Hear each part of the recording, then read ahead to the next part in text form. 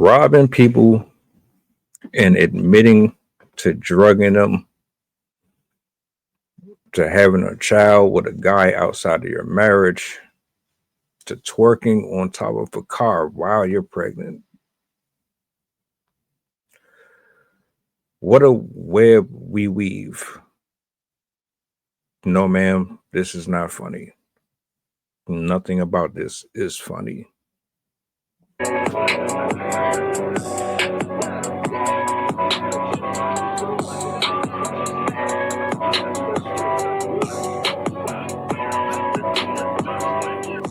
the goddamn button. Push the goddamn button.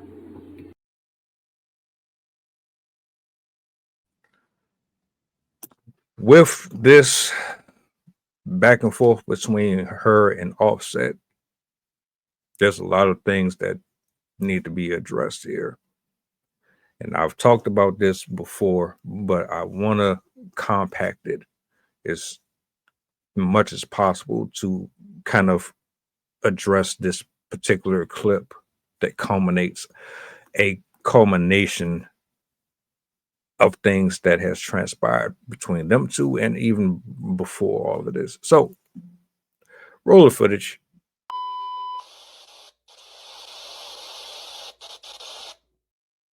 I can't take it anymore. Sometimes I sleep and I wonder, like, yo, this is not normal. You see crime documentaries, you see shit on on social media about women getting killed the other day. And on the truth, like it's like I'm a real tough bitch. Like I'm a tough bitch. But you can never there's a difference between being tough and there's a difference between somebody having an unhealthy obsession with you that you have to you gotta be concerned. And I'm really starting to be concerned. And I'm so tired because I want to detach myself from shit. And it's like it just doesn't stop. And it's like, when does it fucking stop? I try to be nice. I try to contact family. I try to whatever, and it's not working. And I'm so tired. I'm really getting fucking so tired. I don't want to do things that's gonna overshadow what I got going on. It's literally a fucking nightmare. And people think it's so funny. It's not funny. It's concerning. Dealing with somebody that fucking does substance and fucking start hurting me. It's not funny. Then you got these weird ass men. You got these weird ass men talking about, oh, they should be petty. This person should be petty. Da da da. It's not cute to tell somebody that has a mental illness and have substance to be petty to somebody that's raising their children. You married a person with substance abuse. You opened your legs to somebody who has a mental illness. You married someone in the industry. You married someone who has a history of bad behaviors and bad patterns.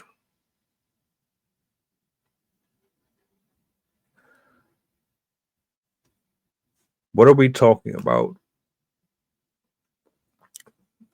You and Offset, your connection, your bond, everything about your relationship was doomed from the start. There's a certain spirit that dwells within both of you that identified the hurt and the pain and the weaknesses in the other person. And they met each other specifically to cause nothing but destruction and chaos within both of your lives for various reasons. You don't really care about that. I highly doubt that's something that you pay much attention to. What you are saying here to me is that he's abusive and he's a potential threat and danger to your well-being. And if that is true, then I would like to believe that you, of all people, would have the authorities involved. Anybody who is going through any type of abuse should have authorities involved, family involved. There's absolutely no reason why you should be having a conversation about this here and not in court.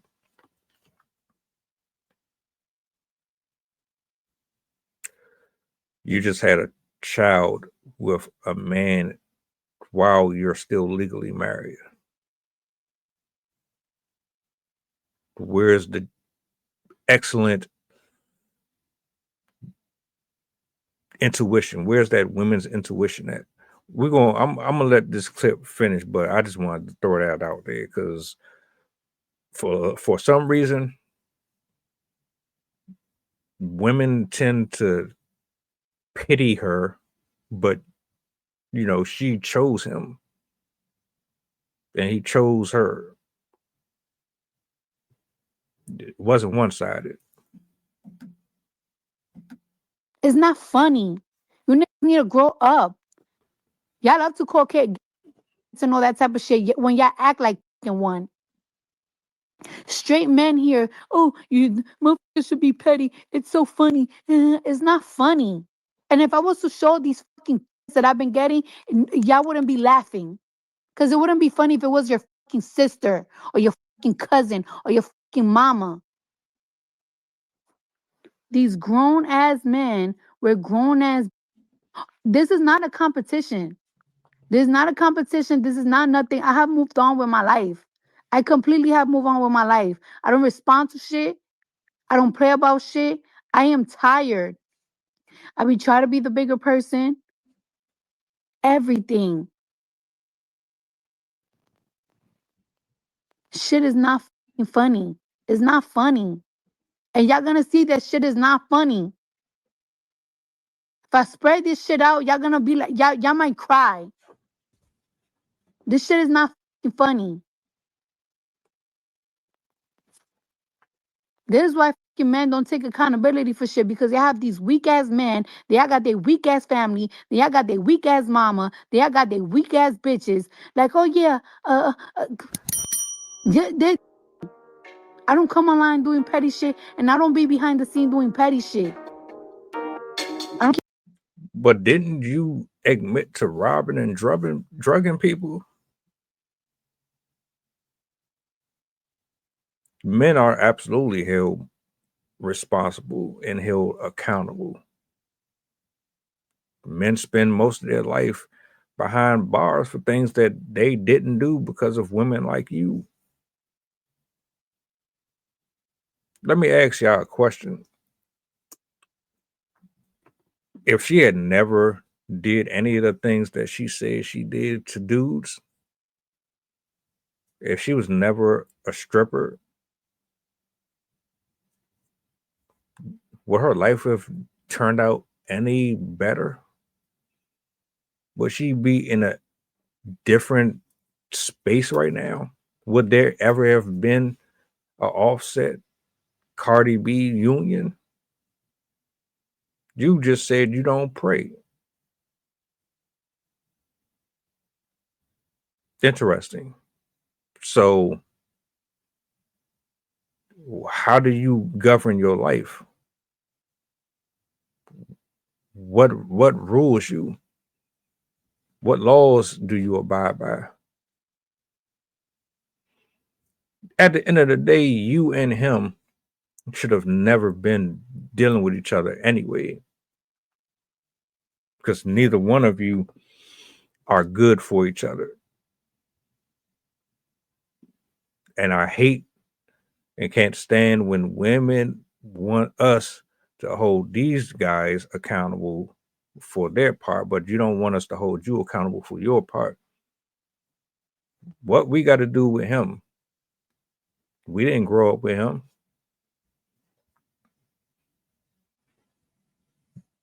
We didn't raise him. Matter of fact, we didn't tell you to be attracted to that. That's just what you were attracted to. We don't get in your way and try to impede on your relationship status. We don't tell you who to disqualify and not to. We try to guide you. We try to speak wisdom to you. You don't want to hear it. We jealous. We envious. We're broke with this, that, and the third. You don't want to hear nothing we got to say, and you pursue these folks anyway, knowing that they ain't worth a damn. Everything about who you are to the masses is probably fun, humorous, entertaining, but a large portion of us look at you like, damn, you just don't do nothing but make bad decisions. You might be a ball of energy, and that's cool. Your charisma gets you over, and you light skin and all this shit. But as far as like your character, I highly doubt that anybody is really checking for you long term. I know, and it's fucked up. I know people who look at you and it's like, oh, you're an upgrade. No, the fuck you're not. There's people right now that think you are an upgrade, or that you did him a favor, or without you, he's nobody. Both of y'all are toxic. Both of you are toxic. Both of you are horrible examples of leadership, of what femininity is supposed to look like, what a man is supposed to look like. Neither one of you are something to be aspiring to be, period. You put yourself here with him, and this is what happens when you get involved with people you shouldn't. Keep my kids from nobody, nothing. Leave me the alone. It's going to get real bad. Like, I can't take it anymore. I can't take it anymore. Sometimes I sleep and I wonder, like, yo, this is not normal. You see crime documentaries, you see shit on. Matter of fact, that was the whole thing. This whole thing's a mess, bro. And it's only going to get worse. And it's not because she's not a talented artist. It ain't got nothing to do with any of that. It's because of her life decisions and her choices. It's her morals. It's what she's governed by spiritually. It's things that's going on in her circle that kind of circumvent the realities that is coming forth before her. You cannot be this type of person in a spiritual sense and then expect your external responses to come out any different.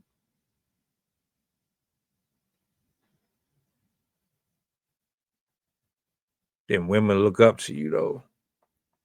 Not all of them, but there are some of them. They both put each other through hell. They both done things within that marriage and in that relationship that is absolutely disgusting. You can only be on top for so long. Welcome aboard the flight. This is pilot Pusha talking. We going back to Memphis and coming straight from New Orleans. The estimated time of arrival is about an hour, and I can turn your ghost if you try and play with my power. So when you look up and see the sun flashing, stay in your seat. If the flight attendant say you making trouble, then we got beef. The turbulence might get rocky. You better not spill your food. This is bread and plain if you get it.